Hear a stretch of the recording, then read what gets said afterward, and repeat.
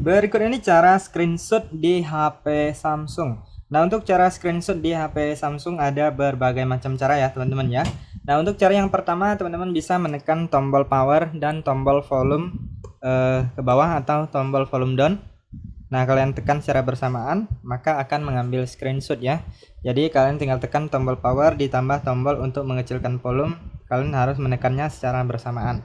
Kemudian untuk cara selanjutnya, kalian bisa masuk ke panel cepat ataupun pusat kontrol, lalu pilih gambar layar.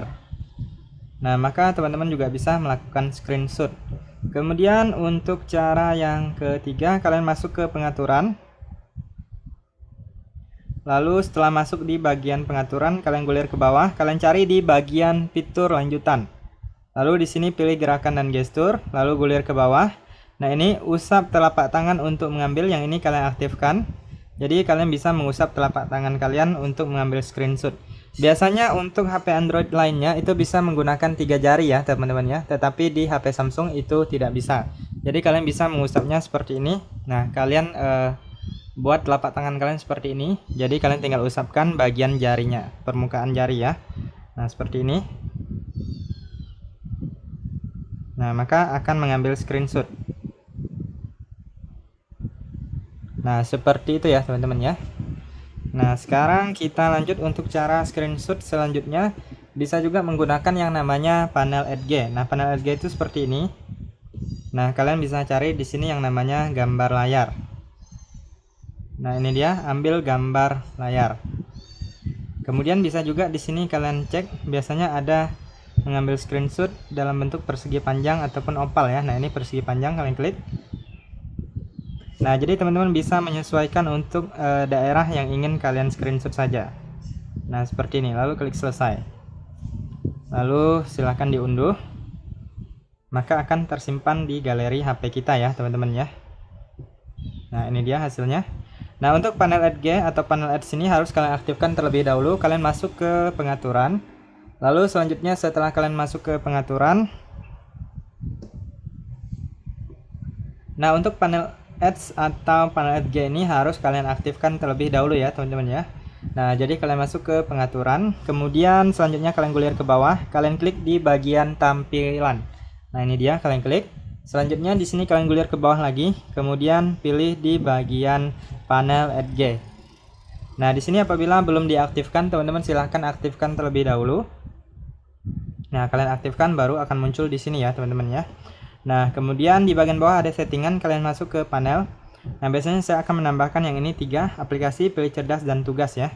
Kemudian untuk aplikasi kalian bisa klik edit, kalian bisa tambahkan aplikasi-aplikasi yang kalian butuhkan.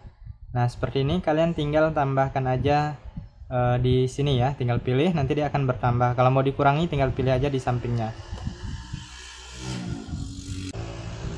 Kemudian saya akan menambahkan ini pilih cerdas, kemudian tugas. Nah, di tugas ini biasanya ada alat untuk mengambil screenshot ya. Nah, ini dia, ambil gambar layar, pastikan masuk ke daftar bagian ini ya. Kalau udah, kalian bisa keluar dari sini. Kemudian di sini di bagian gagang kalian juga bisa setting untuk posisinya, bisa di kanan dan ataupun di kiri ya.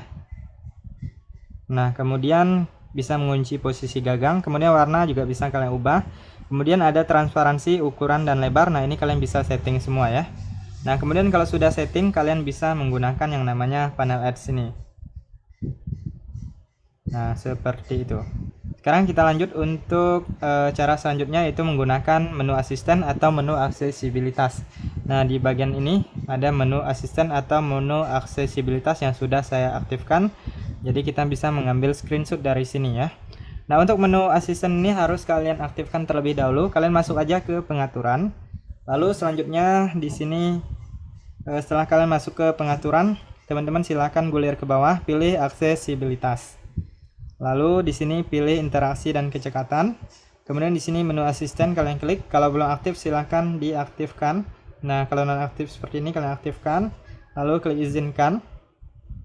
Nah, sekarang sudah aktif. Nah, di sini dia sudah muncul. Jadi biasanya itu dia tampilannya akan seperti ini. Lalu kita bisa mengatur ukurannya. Nah, bisa kecil, sedang, dan besar ya. Kemudian transparansinya juga bisa diatur. Kemudian biasanya saya akan mengaktifkan ini, tampilkan sebagai icon edge.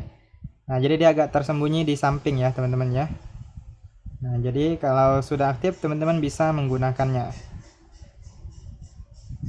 Nah, selain itu di dalam menu asisten ini bukan hanya untuk mengambil screenshot ya teman-teman ya, masih banyak lagi yang lainnya, misalnya untuk mematikan daya, kemudian untuk mengatur volume, kecerahan dan lainnya. Kemudian untuk screenshot panjang teman-teman harus mencari daerah yang bisa kalian gulir ya. Nah, kalian harus masuk ke daerah yang bisa kalian gulir seperti ini. Kemudian kalian silahkan ambil screenshot. Kemudian klik di bagian ini. Nah, panah ke bawah ini kalian klik terus, maka dia akan menggulir ke bawah ya. Nah, untuk hasil screenshotnya seperti ini. Oke, itu saja teman-teman untuk beberapa cara screenshot, semoga bisa bermanfaat dan sampai jumpa di video berikutnya.